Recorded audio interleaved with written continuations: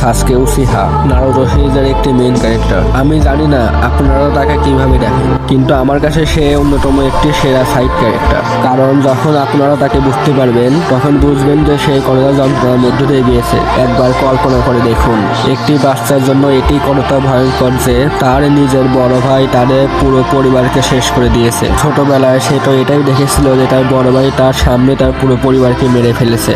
একবার কল্পনা করুন ওই বাচ্চার মনে কতটা ট্রমা ও মানসিক আঘাত তৈরি হয়েছিল। সাসকে এমন একজন ব্যক্তি যে তার লক্ষ্য পূরণের জন্য তার ভালোবাসার বন্ধু সব ত্যাগ করেছিল। শুধুমাত্র প্রতিশোধ নেওয়ার জন্য সে কঠোর পরিশ্রম করেছিল, কিন্তু সে তার লক্ষ্য পূরণ করার পর অর্থাৎ তার বড় ভাইকে মেরে ফেলার পর সে জানতে পারে তার বড় ভাই কোনো দোষী ছিল না। তার বড় ভাই ইতাচি আসলে একজন হিরো ছিল। সে যা কিছু করেছে তা সাসকের ভালোর জন্যই করেছে। একবার ভাবুন তখন সাসকের মনের অবস্থা কি ছিল।